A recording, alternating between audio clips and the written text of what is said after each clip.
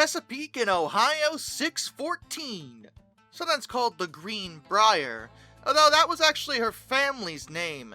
She is a class J3a 484, technically northern type. However, down in the Chesapeake and Ohio, the term northern really wasn't used because, well, they weren't northern. So instead, a location known as the Greenbrier Hotel, located in White Sulphur Springs, West Virginia, which was at the time a major resort located on the C&O main line, was used as the inspiration for naming the Greenbriers, well, the Greenbriers. That's what they called them instead of Northern, but they had the same real arrangement. And among her family, 614 stands out mostly because she's the only one left. I think that was... You probably saw that coming in most of these stories. This is the last remaining one, and indeed, 614's the only remaining J3a. In fact, she's the only remaining J3.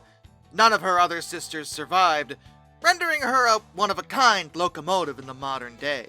And 614 is relatively young by steam locomotive standards, especially among those that aren't new builds. See, the Chesapeake and Ohio wound up with 12 484 locomotives.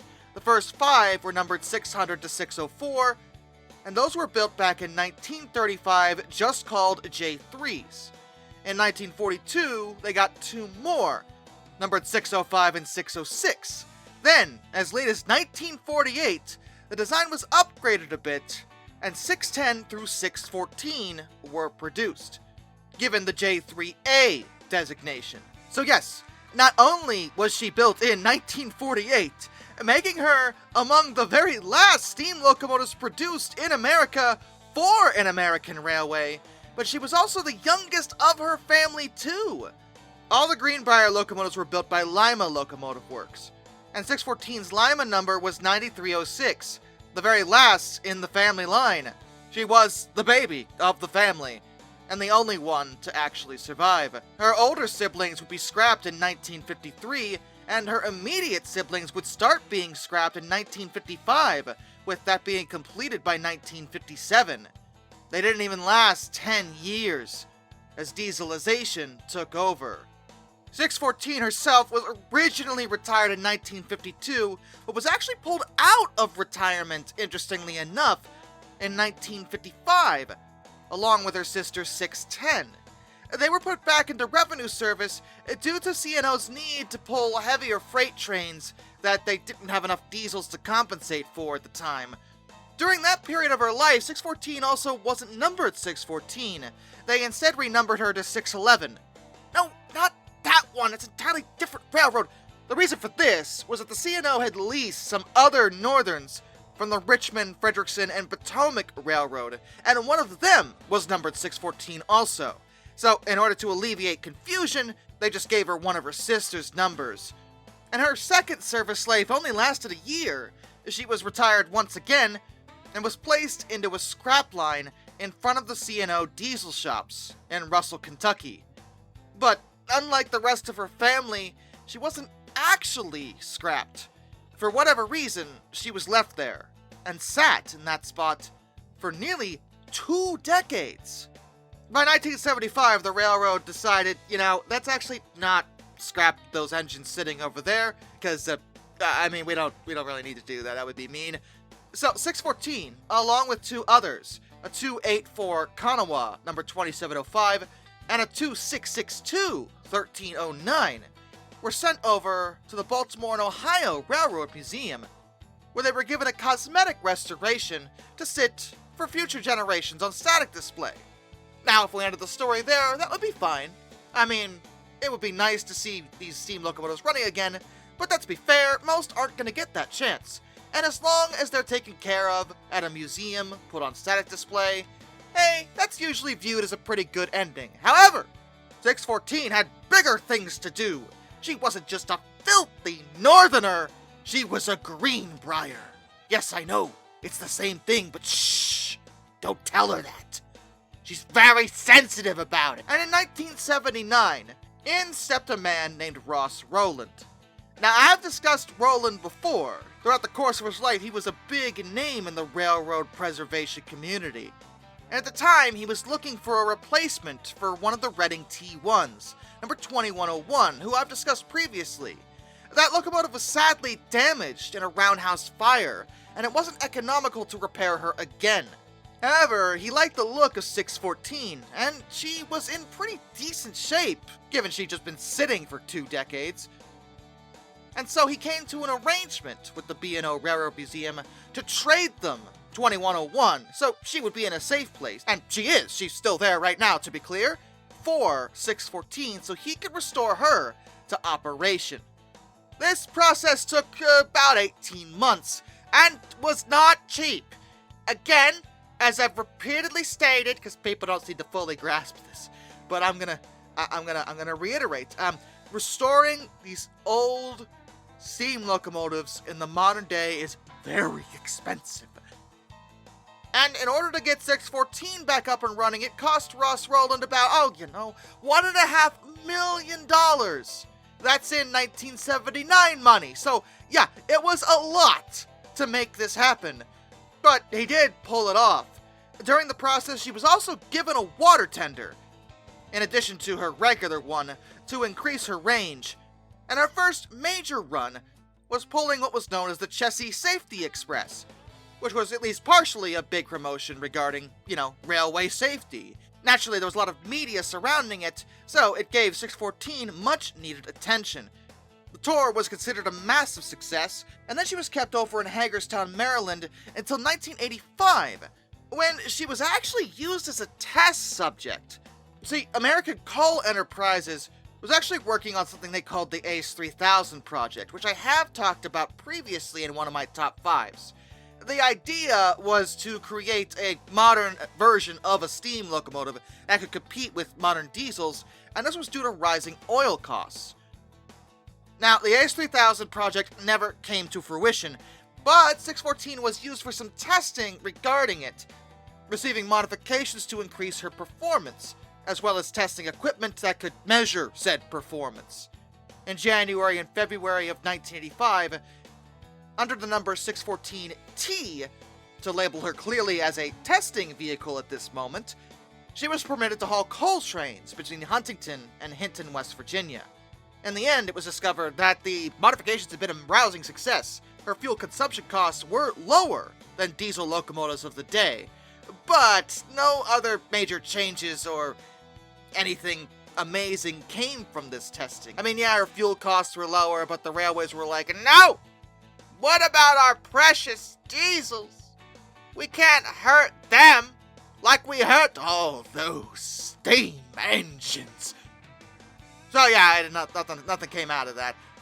And in 1991, 614 would return to the Baltimore and Ohio Railroad Museum to be put on temporary display, while Ross Rowland and his team tried to figure out what they were going to do with her. Thus, the following year, they announced plans to use her for something called the 21st Century Limited. This was to be a cross-country exhibit train to highlight the achievements and discoveries of the 20th century. Since, it was getting close to the year 2000, new millennium, it would have been really cool. And in preparation for this, as they were very serious about it, the 614 was decorated with a blue streamlined shrouding. But the problem with this is that nothing happened with the 21st Century Limited. The train never took place. Simply put, at that point, getting a cross-country trip organized using a steam locomotive across multiple different rail lines and all this other stuff, both costs and logistics were impossible. It just wasn't gonna occur. So instead, in 1995, the 614 would be moved to the New Hope and Ivyland Railroad in New Hope, Pennsylvania, and this was because she needed an overhaul. That work was completed with no issues, to be clear. I mean, everything went well, and then she did some more excursion trips between Hoboken, New Jersey and Port Jervis, New York. All this was done on the New Jersey Transit Trackage, who were very receptive to the idea of using a steam locomotive on their lines, or allowing one to run. But Ross Rowland wanted to expand his enterprises when it came to offering these sorts of excursions. He wanted to be able to run 614 and other steam locomotives beyond just New Jersey Transit's trackage.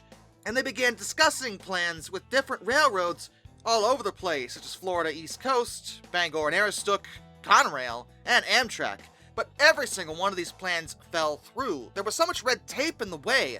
That, and of course, costs, because they didn't have infinite money to just throw around here. It got so frustrating that eventually Ross decided he was going to sell 614, putting her up for auction in the year 2000. And, no one bid. Yeah, seriously, no one wanted her. What the heck? Excuse me, this is the Greenbrier... Okay. Rude! But in 2002, a deal was finally reached to sell 614 to a man named Andrew Mueller of the Reading and Northern Railroad. In preparation for the sale, the 614 was moved to storage in Port Clinton, Pennsylvania. But that deal fell through, and Rowland still owned 614. I guess it's getting ridiculous. Another deal wouldn't come together, or at least start to, until 2010, when discussions were held between Rowland and Jim Justice, who was, in fact, the owner of the Greenbrier Resort. The one we mentioned earlier, in White Sulphur Springs, West Virginia? Like the one the whole family of locomotives was named after? Yeah, he owned it in the modern day. And Jim would actually go on to be governor of West Virginia, and is now serving as a senator for West Virginia. In any event, Jim, owning the resort, as well as coming from a coal baron family, had plenty of money to spend on a locomotive, and his thought was that, well, what if he used the only remaining member of the Greenbrier family to run steam-powered excursions to Washington, D.C., named after the resort he owned? I mean, it seemed to make some sense. It was going to be called the Greenbrier Express, and Justice even started getting a hold of other things, like passenger cars and diesels to help with the project. But in order for this to be a thing, they again had to get the cooperation of a lot of other organizations and companies that owned the lines in between West Virginia, Appalachia, and Washington, D.C., namely CSX, Buckingham Branch Railroad, and Amtrak. In January of 2011, 614 was moved down to the Virginia Museum of Transportation in Roanoke, and in May of the same year, she was moved again to the Chesapeake and Ohio Railway Heritage Center in Clifton Forge, Virginia. She was repainted for display, while the train she was to pull, which was going to be called the Greenbrier Presidential Express, was continually planned, but once again, everything fell flat. The whole thing was cancelled in May of 2012 due to both lack of funding and capacity problems on the CSX portion of the route.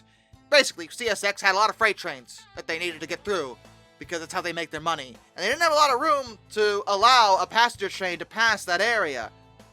Especially since this express would be going eastbound when most of the freight trains were going westbound.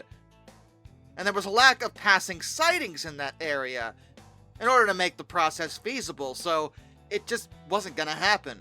The diesels and passenger cars were auctioned off, but 614 remained on static display at Clifton Forge, and stayed there for over 10 years. Rowland still retained ownership of her.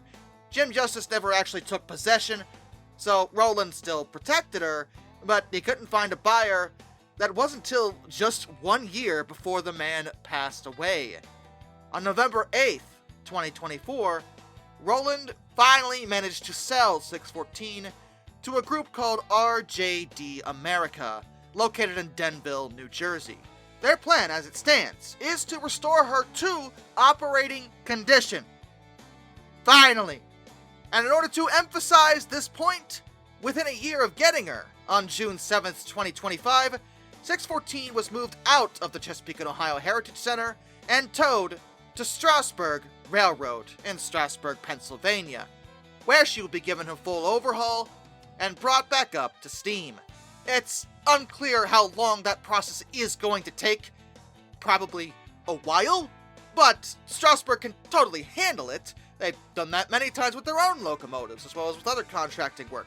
They have plenty of qualified personnel to make this happen, so it does seem likely that the Greenbrier will be rolling down the rails on their own power again sometime in the next few years. And in a bit of a sad note, within just 2 weeks after 614 finally arrived at Strasburg and work began, Ross Rowland sadly passed away at the age of 85. While it is unfortunate that Rowland won't be able to see 614 ride the rails again, he did live long enough to make sure she'd be safe. Rest in peace, Mr. Rowland. And thanks for all the amazing work you did.